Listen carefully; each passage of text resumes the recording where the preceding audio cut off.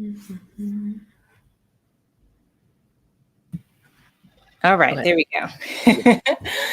Hello, everyone. My name is Stephanie Brown. I am the host of the In Between Artists podcast, and I'm joined today with Adana Tillman. Hello, everyone. Thanks for coming out. Thanks for, well, not coming out, for staying in and tuning in. Right, staying and tuning in. Absolutely. Adana, has it been 2 years since, almost 2 years since Almost we, 2 years. yeah, almost 2 years. Yes. And Man. um, it was been very exciting looking back at the footage because we're almost at that 2 year point. So I was looking at the date of when we did it, and you were preparing and mentally packing to go to Italy for the first time, Yes. and have a lot of really amazing art adventures. So I'm really excited to catch up with you and just take us through some of the milestone aspects of your career since we last spoke. Oh, okay. It's been so much. No. That's a I'm good like thing. thinking about Stay busy.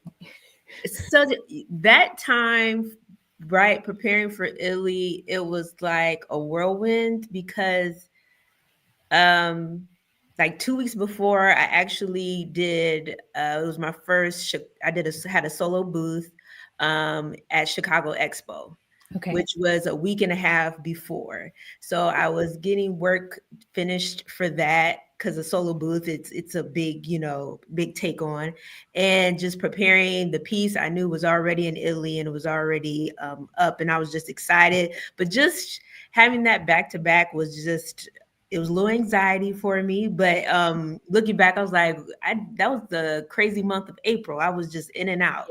Um, but yes, Italy was wonderful. I partnered with Nowhere Art Gallery out of the Martha's Vineyard, It's in and Oak Bluff, I believe, right? yeah, Oak Bluff, yes, yes.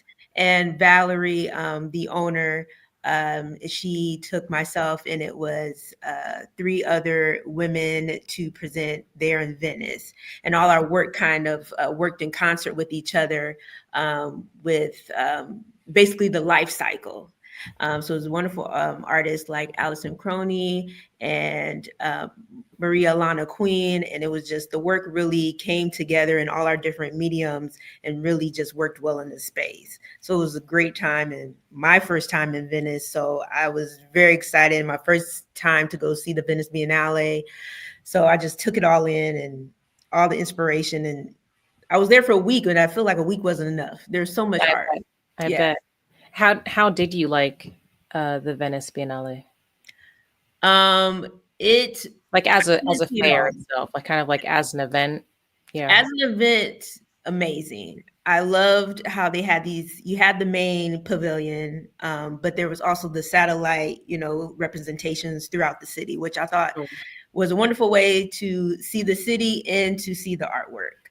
So I Mm. was able to go to some of those outpost venues. But as a fair itself, I love how it was kind of spread out through the city, and you explored the city and you explored the work. It was like if you went to, it was like around the world basically to me. Nice, nice. What did it feel like to I'm assuming that was your first time showing with those artists. Yes. What was that experience? Was there a little imposter syndrome? Like, how are you feeling? Obviously, they chose you for a reason.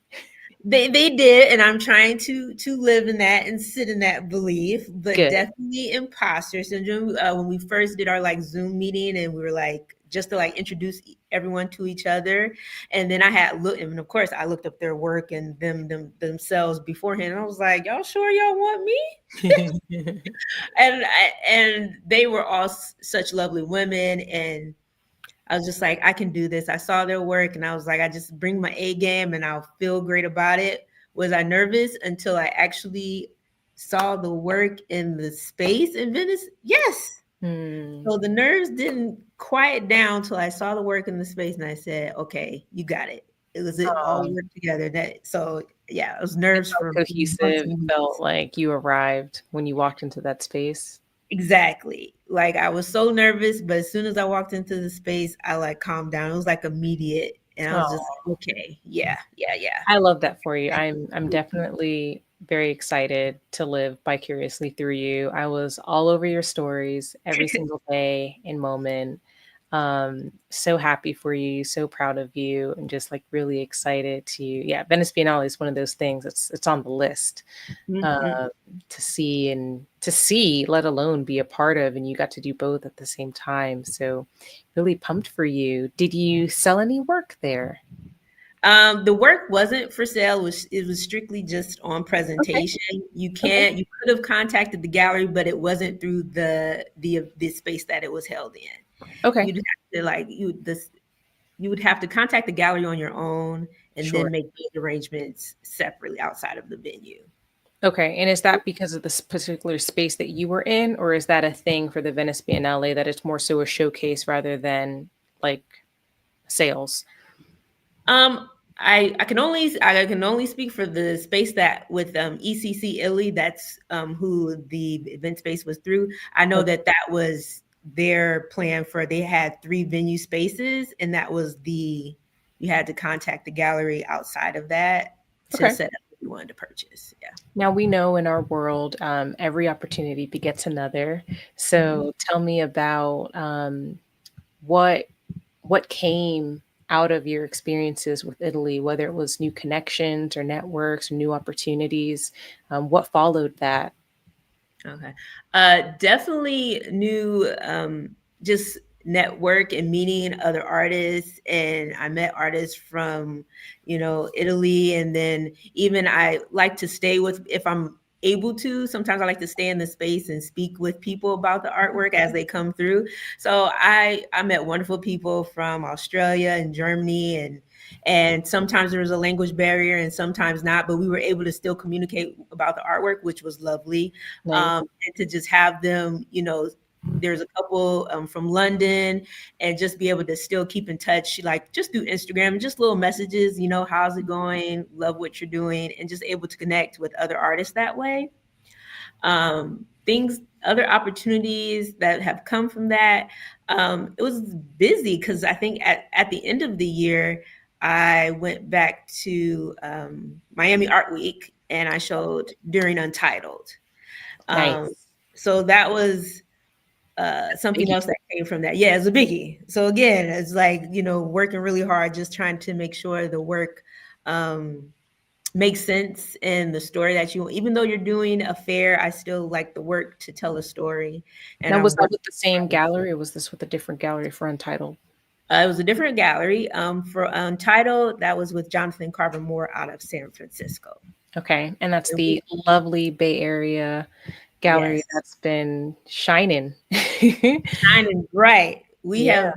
have been hanging together for a few years now, and so we're sticking in there for sure. I love that. It's so important for us to build ecosystems within our ecosystems. I think that's something that I'm learning to figure out for myself, but also something that I love pulling out of these conversations with artists like you, Mhm. because obviously we're always networking, but we're also building like that micro ecosystem of like who specifically wants to work with you, right? Because Mhm. we've got Mhm. lots of supporters, we've got lots of people who love our work and support our work, but it's very different when you meet someone that's just like, hey, I like what you're doing and I like it so much that I want to show your work like tomorrow. Mhm. So Mhm. can you tell us a little bit more about your relationship with Jonathan Carvermore Gallery, since it's been a couple of years now, or a few Okay. years now? Yeah, it's been a few years. So I was participating in a group show um, at ICA in San Francisco. Curator Autumn Brion, she contacted me about participating in the group show. She's like, "Well, are you going to come out for the opening?" I said, "Of course." This would be my first museum. I was feeling very excited about that milestone. So I went out there for the show, and they had a dinner for the artists who were able, a lunch rather, for the Okay. artists that were able to come into town. And Jonathan had previously working for a museum, was at that luncheon, and we were at the same table. And so that is how we met. He was like, "Well, I'm Nice. opening my own gallery." I was like, "That's amazing." He was like, "Right in San Tell me Francisco." I was more. like, "Yeah, tell me more." And he was like, I saw he had saw my work. He was like, I love your work. He was like, would you like to do a show? And I was like, of course. I love participating in someone's dream coming true. So if that's a goal of you having your Oh, own gallery space, I love that I can like participate in that dream with you. yeah. Like, yeah, sure. And Or so we glow up kept in together. touch. Yeah. So we kept in touch, and he opened in March of 2022. Yes. Yes, March of 22, and I did a show with him in September, that September.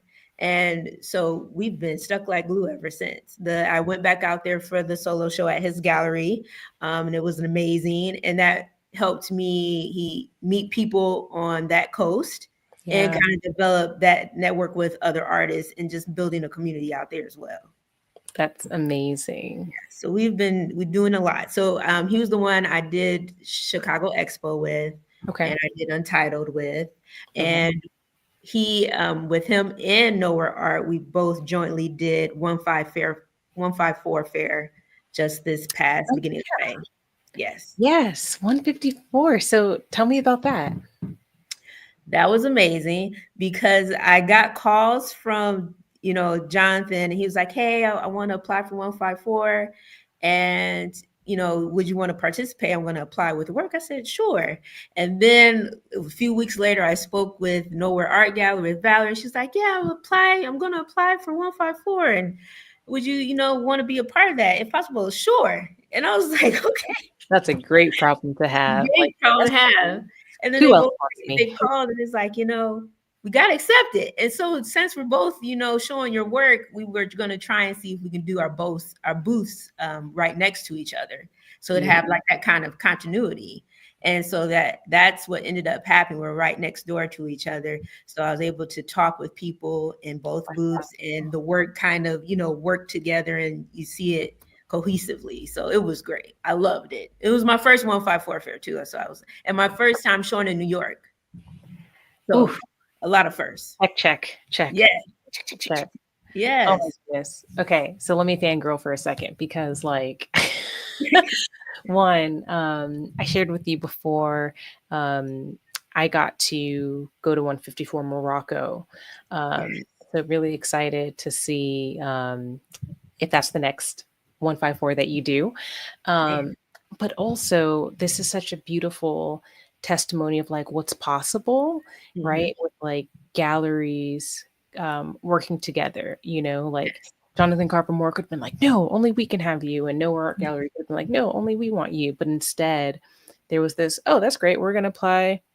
I'm going to apply. You both got in. Why not work together? Why not let the boots be next to each other? Like that additive energy is so Hmm. great for you as an artist. But like, I love that for the ecosystem that you're building. You're not exclusively represented by either gallery. Is that correct? Correct.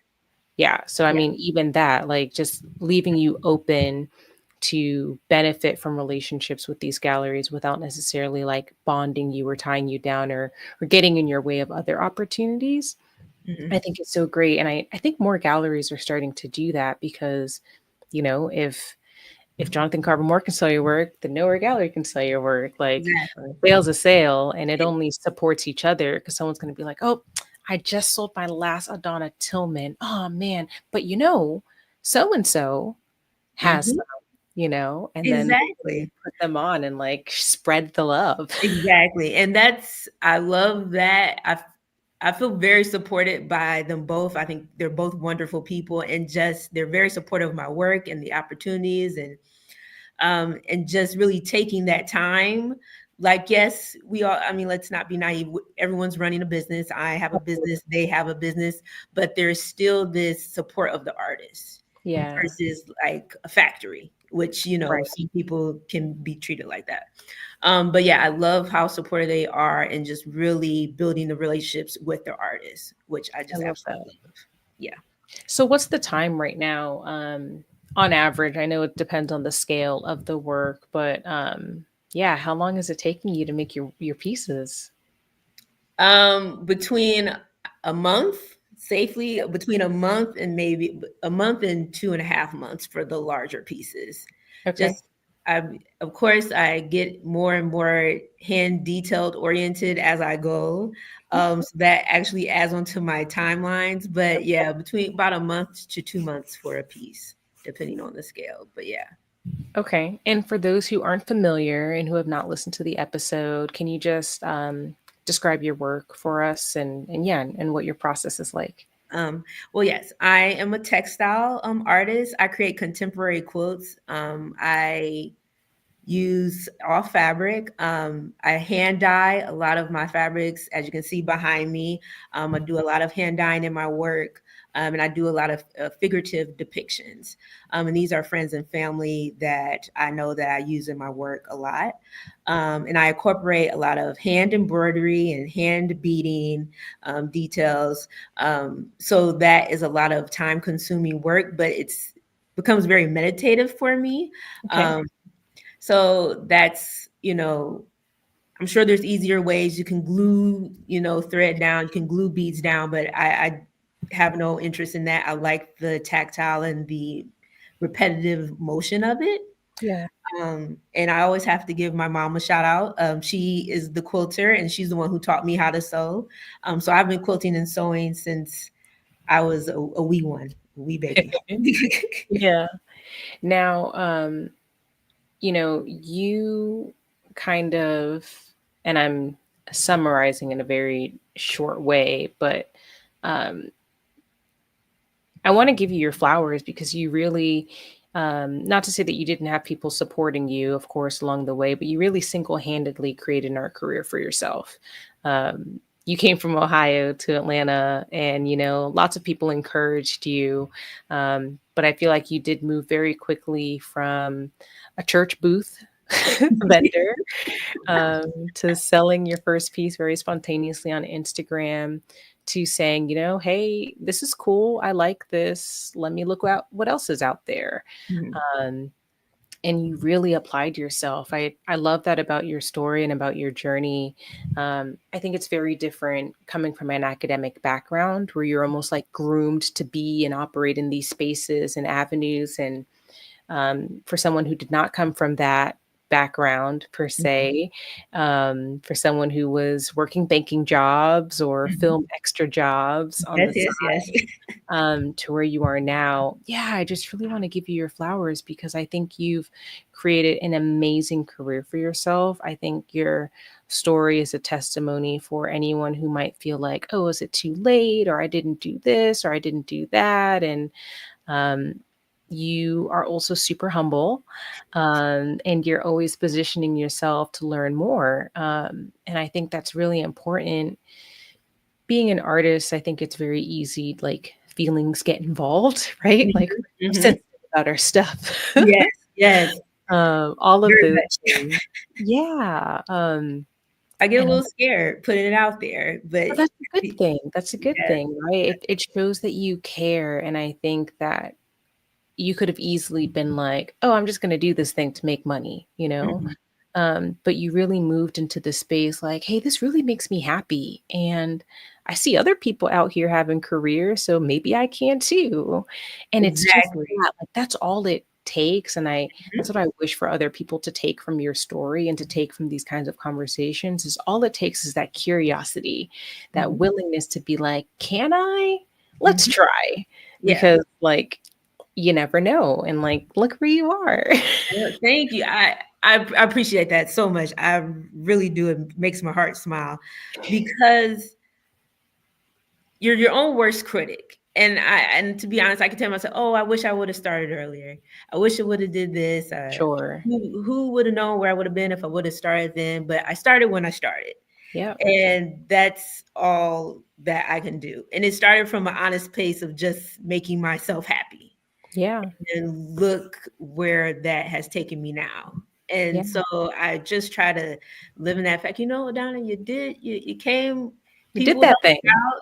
You did My that thing. You're sister, doing it. every now and then she sends me the photo of me in front of the church booth. She'll text it to me and be like, Oh, see where we started. And just every now and then, it's just but she was like, "You see, we was out there with the donuts in the parking lot of the church," and she was like, "Look where you are now." And yeah. I just it's like a mindfulness thing, just to kind Yeah. of look where you where you came, and very supportive. I'm not the biggest. I've gotten a lot better about talking about my work at shows and at fairs. But before then, my cousin, she would come to my shows and help me talk about my work. If not, she was talking about myself, or my mother, or my best friend Iris. She would come to my shows and she would talk to people about the work. And just having that support system has been wonderful. But I really Yeah. appreciate them all. Yes. I think it was shortly after. Was it after? When did you come to my studio and we like did a map of your process? Was that before Basel with Tila or was that after? That was after. I think it was after. After, yes, Yeah. yes. I think it was after. Yeah. Yeah, that was nice hearing you talk about your work just now Mhm. and just kind of reflecting on that time in the studio, like thinking Yeah. about how do I talk about this thing how do I talk about my process? I'm just doing. I Yes. just do. That's what you were saying. You just like, I just do it. I just think Understood. about it and I do it. And I'm just like, no, no, no, no, no. But there's process in there. We just have to learn how to like articulate it. But like you've Yeah. got steps. And you have been doing much better with Yes. documenting your process, which has been really exciting to see. Yeah, that was so helpful, Um, by the way. And I was like, you gotta just, I understand it flows because I'm just in it. So to me, it's just flowing. But once you really just sit and think about it and break it down, so yes. to put those hidden cameras on yourself so you don't Yeah. just like out of mind and you can just like Hmm. zone in on it. Now, do you mostly create your figures from sketches or from photographs or from both? From both. Okay. I will have people do reference photos for me. Okay. And also just I started archiving my family's photos and things.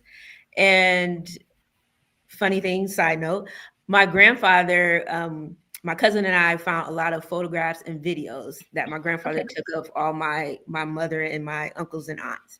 But he Oh, was very much the archivist as well. And yeah. I see that in myself because I started taking photos in elementary school of my family. So I have scrapbooks of things that I've, accumulated of Yeah. photos. And I've used some of those in my work as well.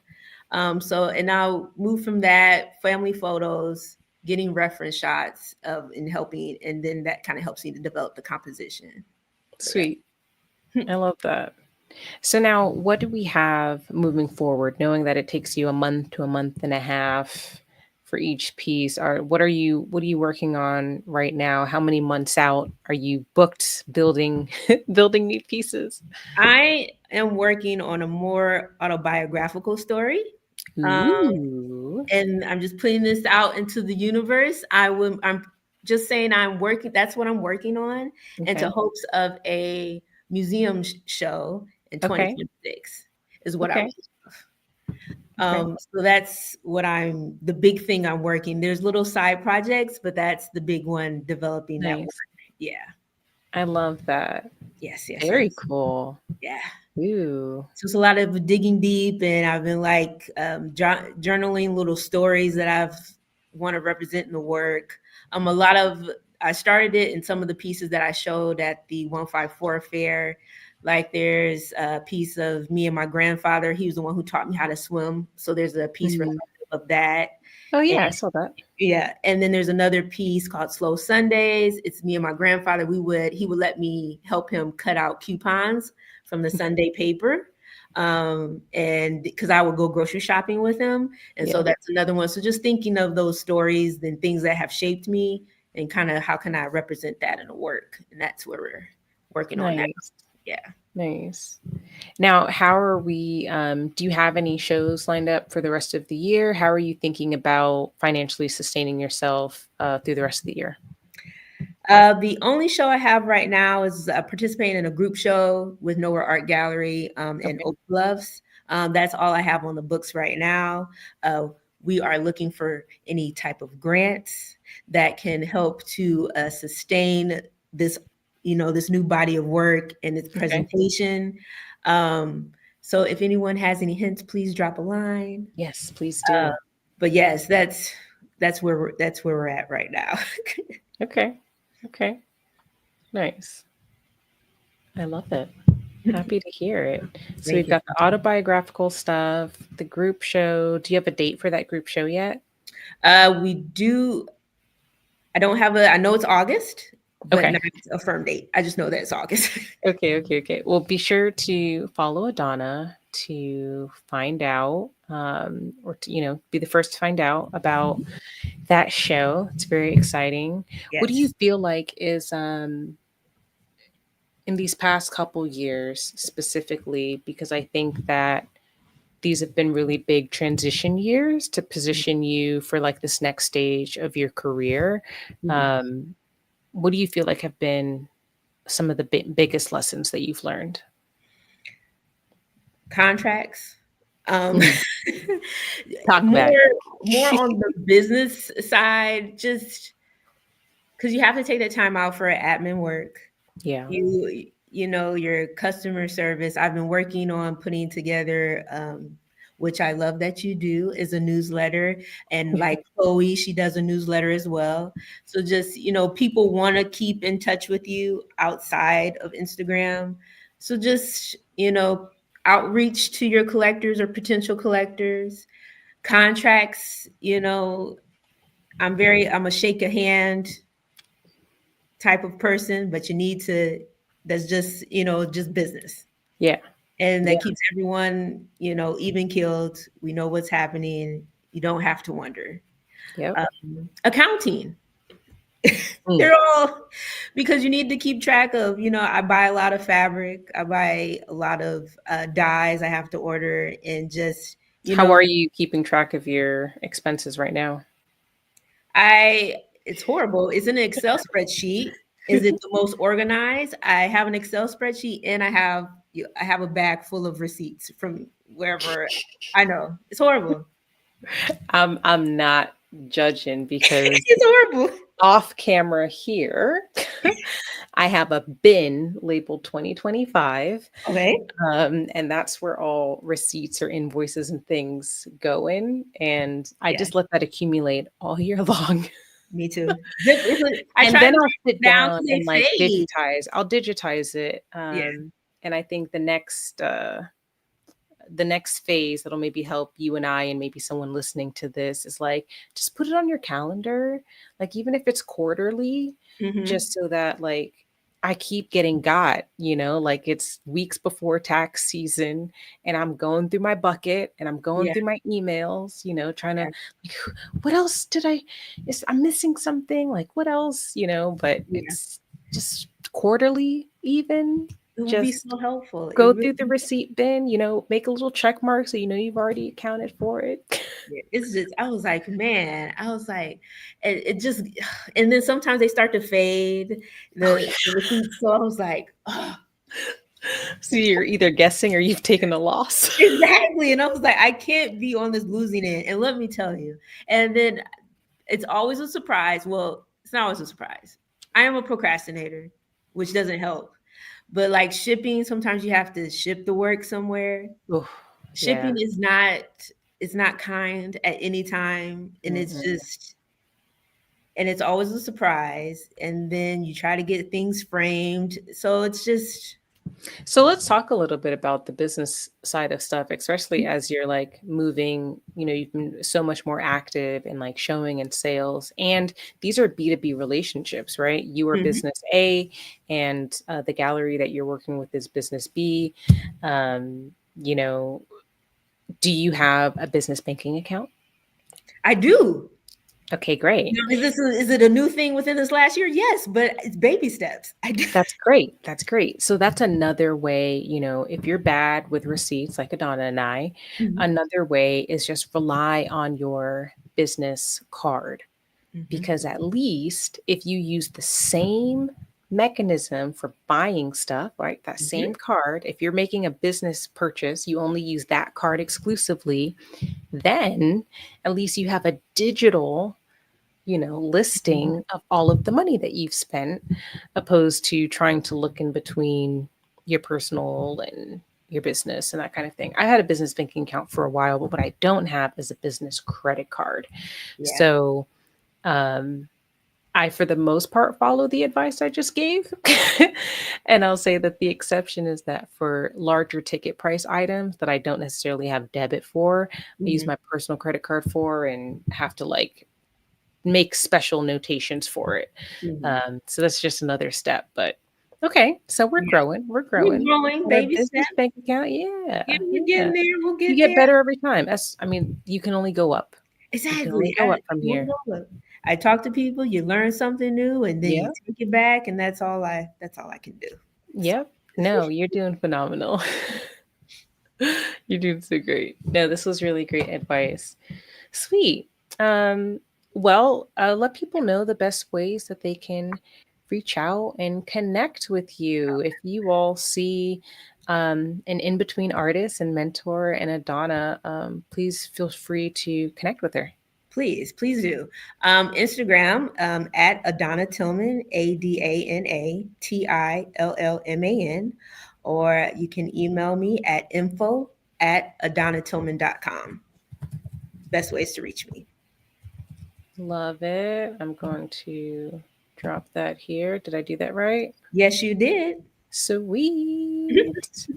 All right. And if you have any grant opportunities for Adana, if Please. you please check out her work, enjoy it, really dig into it. And if that autobiographical body of work that she's working on excites you, please put her on to whatever space or museum might be willing to showcase that work.